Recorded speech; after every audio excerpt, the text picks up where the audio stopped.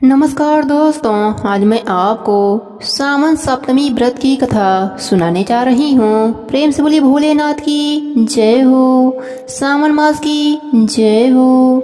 सौराष्ट्र देश में शोभर नाम वाला एक व्यक्ति निवास करता था। उसने निर्जन तथा बीजन वन में वापी खुदवाई। उसमें उतरने के लिए बहुत सा धन खर्च कर पशुओं के निमित्त उसमें उतरने के लिए रमणीय सीढ़ी का निर्माण करवाया, जो बहुत टिकाऊ और मजबूत थी। उसके चारों ओर थके हुए पथिकों के लिए वृक्षों से संयुक्त बगीचे का निर्माण करवाया। उस बावली का पानी सूख जाने पर बिंदु मात्र जल भी न मिला। उसी समय दुखी हो वह धनी ने कहा, मेरा परिश्रम व्यर्थ हुआ तथा धन भी व्यर्थ में खर्च हो गया। वह धनी चिंता कर रात को बावली के पास ही सो गया। उसी समय सपने में धनत को जल देवों ने आकर कहा, हे धनत, जल निकलने का उपाय सुनो। यदि सादर अपने पुत्र को हम लोगों के लिए बलि दे दो तो यह बावली उसी क्षण जल से भर जाएगी।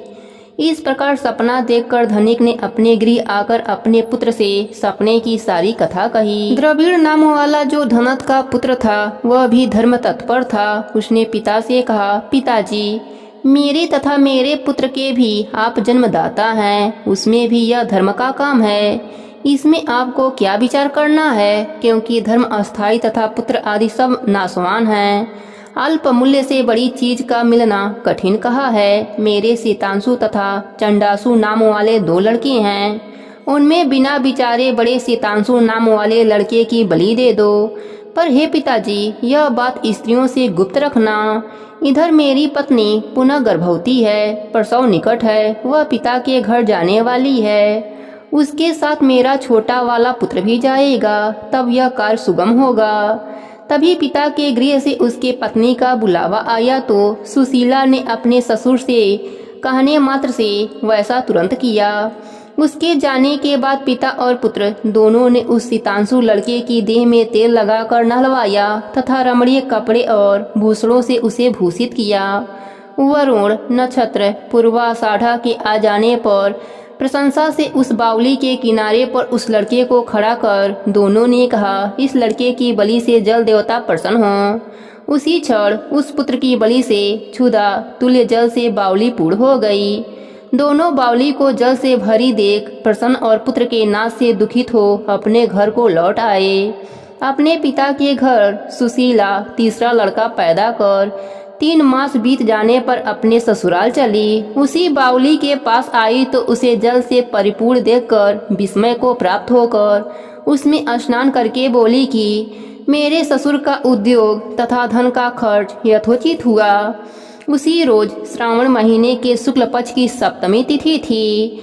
सुशीला ने शीतला का शुभ व्रत कर वहीं पर दही तथा चावल मंगवा कर रमणीय पाक बनवाया। जल देवता का अर्चन कर दही चावल और ककड़ी का नैवेद्य देकर बायना ब्राह्मण को दिया। अपने साथ वालों के सहित स्वयं भी उसी दही चावल और ककड़ी का भोजन किया। वहां से सुशीला का गांव 4 कोस पर था। जब वहां से रमणीय पालकी पर सुशीला सवार होकर घर की ओर दोनों लड़कों के सहित चली तो आपस में जल देवता कहने लगे कि इसका लड़का दे देना चाहिए, क्योंकि बड़ी सुबुद्धि से इसने हम लोगों का व्रत किया है। इसके व्रत के प्रभाव से नवीन पुत्र दे दें। यदि पूर्व का उत्पन्न लड़का नहीं दिया तो हमारी प्रशंसा का क्या फल होगा। इस प्रकार दयावान जल देवों ने आपस में बातचीत कर उसे जल से बाहर निकालकर विदा कर दिया। माँ को देखकर लड़का माँ के पीछे भागता हुआ, हे माता जी, ऐसा कहकर पुकारा। तब लड़के की ऐसी बारी को सुनकर माता ने मुड़कर देखा। सुशीला अपने लड़के को देखकर चकित होकर उसको गोद में बैठाकर सूंघने लगी, पर उससे कुछ नहीं पूछी। सोचा कि यदि इससे पूछूंगी तो यह डर जाएगा। वह अपने चित्त में विचारने लगी कि यदि इसे यहाँ से चोर ले जाते तो इसका अलंकारों से भूषित होना बड़ा कठिन था। यदि पिचास पकड़कर लाए होते तो वह कैसे छोड़ देते, और घर के संबंधी गढ़ की चिंता समुद्र में गोता लगा रहे होते। ऐसे विचार युक्त हो सुशीला के अपने मकान का दरवाजा आ जाने पर उसके घर आने का समाचार सुनकर उसकी सास ने द्वार खोला। अब पिता पुत्र दोनों विचार मग्न होकर कहने लगे कि सुशीला क्या कहेगी तथा उसके पूछने पर उससे हम लोग क्या कहेंगे। इसी बीच तीनों बालकों के सहित सुशीला ने प्रवेश किया तो उसके पति ने प्रशंसा से भरकर पूछा, हे सुशीले, तूने किस पुण्य या किस व्रत को किया था? हे भामनी, तुम धन्य हो तथा पुण्यवती हो। इस शीतांशु को मरे हुए आज 2 महीने बीत गए, परंतु तुमने फिर इसे कैसे प्राप्त कर लिया? जाते समय यहाँ से एक लड़के को ले गई तथा आते वक्त 3 पुत्रों के सहित आई हो। हे शुभ्रे, वंश की उद्धार तुमने किया। हे शुभ, मैं क्या तुम्हारी स्तुति करूं? यो पति ने प्रशंसा की और ससुर ने भी प्रेम से देखा। सास ने भी स्तुति की। प्रसन्न होकर उसने कहा, यह सब सुमार्ग पुण्य का फल है। प्रेम से बोले शीतला सप्तमी व्रत की जय हो, जल देवता की जय हो, भोलेनाथ की जय हो। अब सुनते हैं सावन सप्तमी पर सुनी जाने वाली नागदेव की कहानी। प्रेम से बोले नागदेव की जय हो। प्राचीन काल की बात है। एक नगर में एक सेठ जी रहते थे। उनके 7 पुत्र थे और 7 पुत्रों का विवाह हो चुका था। सेठ के 7 बहुओं में सबसे छोटी बहू सबसे ज्यादा सुंदर, सुशील और संस्कारिक थी। एक दिन सबसे बड़ी बहू ने सभी देवरानियों से कहा कि चलो आज घर को लीपने के लिए पीली मिट्टी लेकर आते हैं। सभी बहुएं डलिया और खुरपी लेकर मिट्टी लेने चली गईं।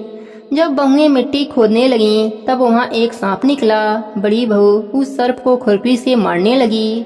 तब छोटी बहू बोली, मत मारो इसे, यह बेचारा तो निरपराध है। यह सुनकर बड़ी बहू ने सर्प को नहीं मारा। तब सर्प एक ओर जाकर बैठ गया। छोटी बहू ने सर्प से कहा कि आप यहाँ से जाना मत, मैं अभी आती हूँ। ऐसा कहकर छोटी बहू सर्प के लिए दूध लेने चली गई। घर पहुंचकर वह अपने कामों में लग गई और सर्प से जो वादा किया था वह भूल गई। अगले दिन जैसे ही उसे यह बात याद आई, तब वह दूध लेकर वहां पहुंची।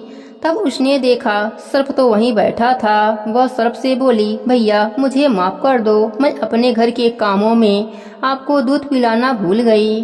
तब सर्प बोला, मुझसे झूठ बोलने के लिए मैं तुम्हें अभी डस लेता, लेकिन तूने मुझे भैया कहा है, इसलिए तुझे छोड़ रहा हूँ और आज से तू मेरी बहन हुई।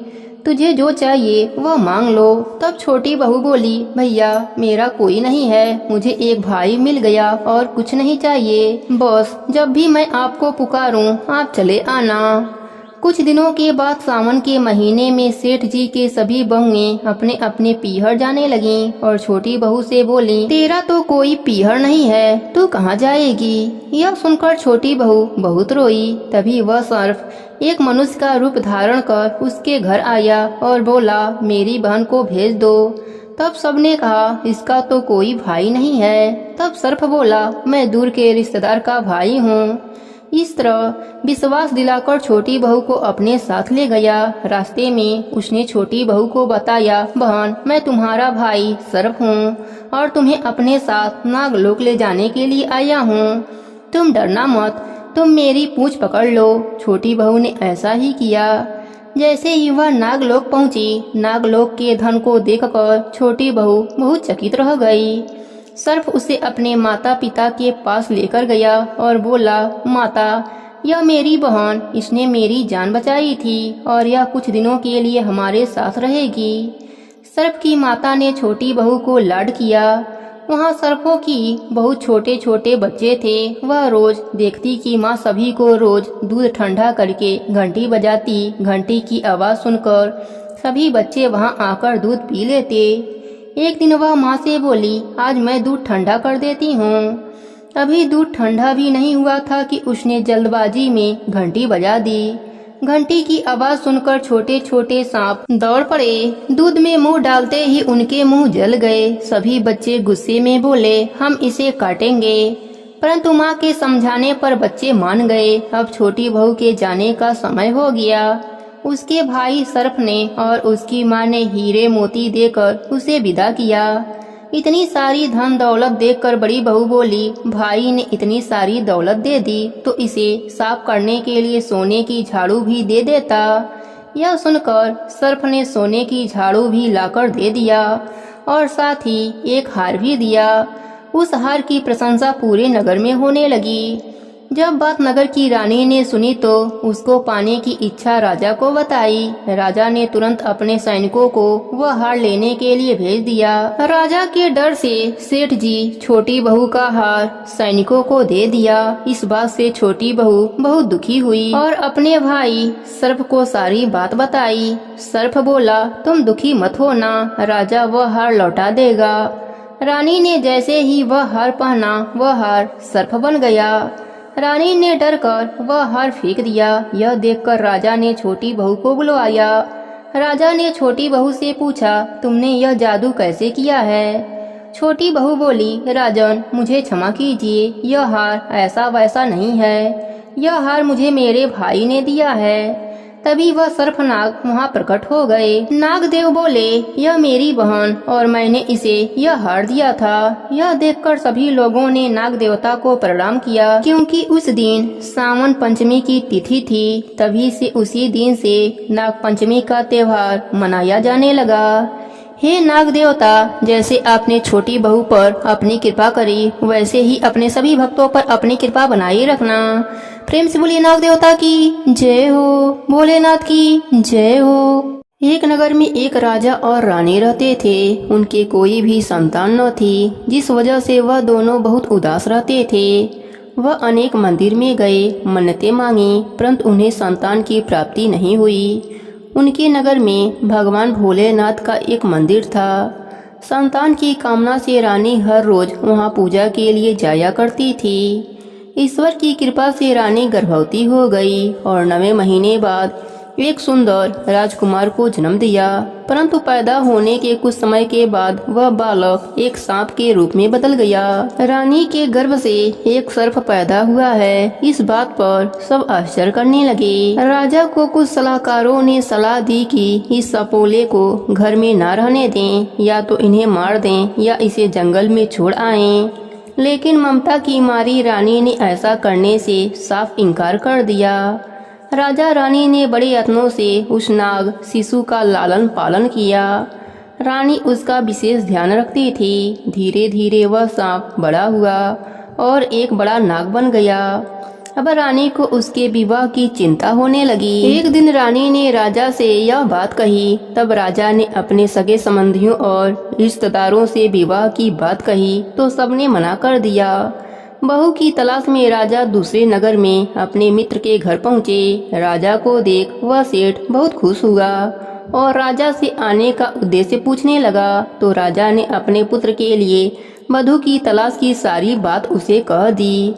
तो सेठ बोला, मित्र तुम अपनी बोझ को अब खत्म ही समझो। मैं अपने कन्या का विवाह खोज ही रहा था, कब से उसके लिए योग्य वर की तलाश कर रहा था। तुमने जिक्र किया तो मैं सोचता हूँ कि अपने कन्या का विवाह तुम्हारे पुत्र से करा दूं। राजा बोला, जल्दबाजी मत करो, पहले मेरे पुत्र को तो देख लो। सेठ बोला, इसमें देखना क्या, तुम पर मुझे पूर्ण विश्वास है। तुम मेरी कन्या को अपने साथ ले जाओ और अपने नगर में ही उसके फेरे करवा लेना। सेठ ने अपने कन्या को बुलाया और उसे राजा को सौंप दिया। कन्या अपने पिता की आज्ञा मानकर राजा के साथ उसके घर पर आ गई। राजा रानी ने कन्या से कहा, बेटी जानती हो हमारा बेटा कौन है? वह एक सर्प है। कन्या बोली, तो क्या हुआ? मेरे पिता ने मुझे यह आदेश देकर भेजा है कि मैं आपके हर आदेश का पालन करूं। राजा ने धूमधाम से अपने बेटे सर्प का विवाह उस कन्या से करवा दिया। विवाह के बाद वह कन्या अपने पति की हर आवश्यकता का ख्याल रखने लगी। एक दिन रात को किसी के कदमों की आहट सुनकर उसकी आंख खुल गई तो उसने अपने कमरे में एक युवक को देखा। उस युवक को देखकर वह डर गई और जोर से चिल्लाने लगी। इतने में वह युवक बोला, मुझसे मत डरो, मैं तुम्हारा पति हूँ। वह बोली, मेरा पति तो एक सर्प है, तुम मेरे पति कैसे हो सकते हो? युवक बोला, मैं वही सर्प हूँ, वह देखो। कच्छ में एक कोने में सर्प का मृत शरीर पड़ा हुआ था। युवक फिर बोला, पिछले जन्म में मैं एक गंधर्व था और तुम एक किन्नर थी। हम एक दूसरे से प्रेम करते थे। एक बार हम एक वन में नृत्य और गायन करने लगे। वहीं एक ऋषि तपस्या कर रहे थे। हमारे गायन से उनकी समाधि टूट गई और उन्होंने हमें श्राप दे दिया। जिस वजह से मुझे सर्प की योनि मिली।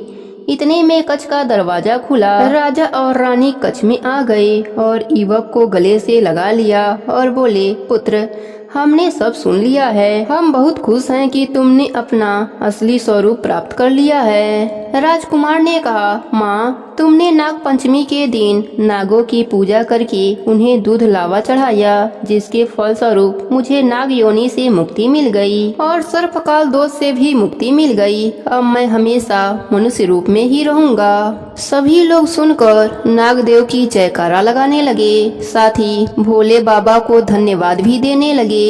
प्रेम से बोलिए नागदेव की जय हो, भोलेनाथ की जय हो। अब सुनते हैं व्रत को पूर्ण करने वाले गणेश भगवान की कहानी। प्रेम से बोलिए गणेश भगवान की जय हो। बहुत समय पहले की बात है। एक गांव में एक सुखी परिवार रहता था। उस परिवार में 4 लोग रहते थे। माता पिता और उनके एक बेटा और एक बेटी रहते थे। जब दोनों बच्चे बड़े हो जाते हैं तो माता पिता अपने बेटी के लिए अच्छा घर बर खोज कर उसका विवाह कर देते हैं। बेटी का नाम धानी था और बेटा का नाम निर्धन था। बेटी के विवाह के कुछ साल बीतने पर बेटी का जुड़वा बच्चा होता है, एक लड़का और एक लड़की। और कुछ समय बीतने पर इधर माता पिता निर्धन का भी विवाह करा देते हैं। निर्धन के घर में लड़की का जन्म होता है। कुछ साल बीत जाने के बाद निर्धन के माता पिता की मृत्यु हो जाती है। माता पिता के मृत्यु हो जाने के बाद निर्धन पर बड़ी मुसीबत आ पड़ती है। निर्धन, उसकी बच्ची व उसकी पत्नी का जीवन बहुत ही कष्ट से बीतता है। वह बहुत ही गरीबी में जीते हैं। उधर बहन धानी अपने बेटे का विवाह कर देती है। कुछ समय बीतने के बाद बहन को पता चलता है कि मेरा भाई बहुत दुख में है। लेकिन बहन को तो अमीरी का घमंड हो गया था। वह अपने भाई और भाभी को कभी देखने नहीं आई। धानी की भी बेटी बड़ी हो गई। धानी ने अपने बेटी का विवाह का दिन तय कर लिया।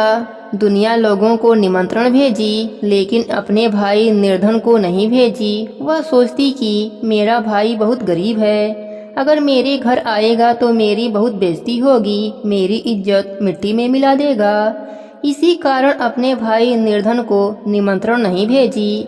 लेकिन जब धानी के बेटी की बारात आने वाली होती है, उसी समय निर्धन को पता चलता है कि उसकी भगनी का विवाह तय हो गया है और आज ही उसका बारात आने वाला है। अब तो निर्धन मन ही मन सोचता है कि मेरी एक ही भगनी है, मैं तो उसके शादी में जरूर जाऊंगा।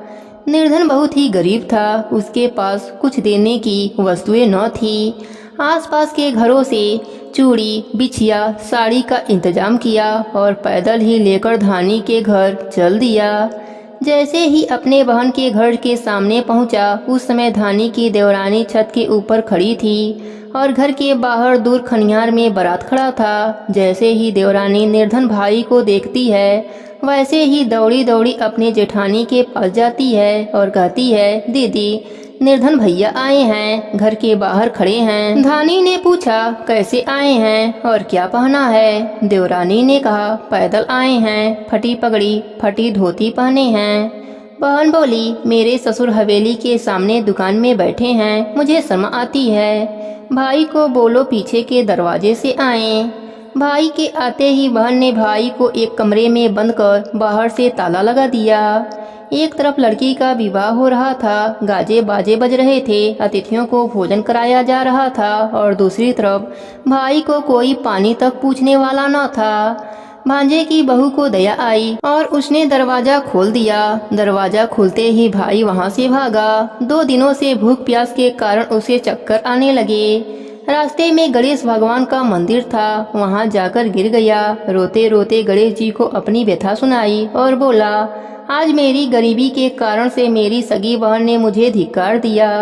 घर जाने पर मेरी पत्नी जब पूछेगी कि विवाह से क्या मिठाई लेकर आए हैं तो मैं क्या जवाब दूंगा। गणेश जी को उस पर दया आ गई और वह बोले, मेरे बगीचे से ककड़ी और तरबूज तोड़कर ले जा। भाई ने ककड़ी तोड़कर झोला भर लिया और अपने घर गया। घर जाते ही बच्चों ने पूछा, पिताजी, बुआ के यहाँ से हम लोगों के लिए क्या लाए हैं? झोला खोलते ही छोटे तरबूज सोने के गेंद में बदल गए। बाकी तरबूज काटे तो उनमें से हीरे मोती निकले। पत्नी बोली, आप बहन के घर से इतना कुछ क्यों लाए? आपकी बहन ने हम लोगों को बहुत ज्यादा दे दिया है। भाई ने कुछ जवाब नहीं दिया। गणेश भगवान की कृपा से उनके दिन बदल गए। भाई का काम धंधा जोरों से चलने लगा। धीरे धीरे गाने बने, रहने के लिए मकान बन गया। पत्नी बोली, ननद जी को बुलाकर लाओ। भाई नए कपड़े नए जूते पहनकर रथ में बैठकर बहन को लेने गया। देवरानी बोली, भाभी जी आपके भाई आए हैं। बहन ने पूछा, कैसे आए हैं और क्या पहना है? देवरानी बोली, रथ में बैठकर खूब ठाट बाट से आए हैं। बहन बोली, मेरे भाई को बोलो कि हवेली के सामने से आए, मेरे ससुर देवर जेठ देखेंगे। भाई का बहन ने खूब स्वागत किया। भाई बोला, मैं तुम्हें लेने आया हूँ। बहन बोली, मुझे भी बहुत दिन हो गए हैं, चलो मैं चलती हूँ। भाई बहन को लेकर अपने घर आया। भाई और उसकी पत्नी बहन का खूब आदर सत्कार किए। जो चीजें मांगी सब बनवा कर दिया। बहन बोली, भाई मुझे जूती चाहिए। भाई ने मोची को बुलाया और कहा, मेरी बहन के लिए ऐसी जूती बनाओ जो मुंह से बोले। भाई ने बहन को बहुत सारा धन देकर विदा किया, पर अभी तक वह जूती नहीं आई थी। बहन रवाना होने लगी, तब मोची जूतियाँ लेकर आया। बहन के जूती पहनते ही जूतिया बोली, निर्धन भाई की पैसे वाली बहन, गणेश जी का बगीचा नहीं होता तो आज क्या करती बहन? तब भाई की पत्नी ने पूछा, यह कहाँ से आवाज आ रही है? भाई ने कहा, सुबह का समय है, कोई जीव जंतु बोल रहा होगा। भाई ने घोड़े गाड़ी को जल्दी से जाने को कहा। बहन के जाते ही पत्नी जिद करके बैठ गई कि जूतिया क्या बोल रही थीं। पति ने अपनी पूरी आप बीती सुनाई कि कैसे बहन ने मुझे 2 दिन भूखा रखा, कमरे में बंद कर दिया था। भांजे की बहू ने दरवाजा खोला, तब मैं बाहर आया और गणेश भगवान के शरण में जा पहुंचा। गणेश भगवान की कृपा से हमारे दिन बदले हैं। उसने अपने पत्नी को सारी बात बताई। तब पत्नी बोली, अगर मुझे पहले मालूम होता तो मैं आपकी बहन को कुछ ना देती। मेरा दिया हुआ सब कुछ वापस लेकर आओ। तब पति बोला, सुहासिनी के आशीष से ही हमें गणेश भगवान ने सब दिया है। अगर वह मुझे भूखा प्यासा कमरे में बंद नहीं करती तो मैं गणेश भगवान के मंदिर में क्यों जाता? क्या मैं गणेश भगवान को अपना दुखड़ा सुनाता? तुम अपना मन मैला मत करो, अपने पर तो गणेश भगवान की कृपा है और किस चीज की कमी है। फिर दोनों गणेश भगवान के आगे झुककर प्रणाम किए और जयकारा लगाया। हे गणेश जी महाराज, जैसी कृपा आपने निर्धन भाई पर करी, वैसे ही अपने सभी भक्तों पर अपनी कृपा बनाए रखना। सबके व्रत को पूर्ण करना, कहानी अधूरी हो तो पूरी करना, पूरी हो तो मान रखना। प्रेम से बोलिए गणेश भगवान की जय हो, भोलेनाथ की जय हो, पार्वती माता की जय हो।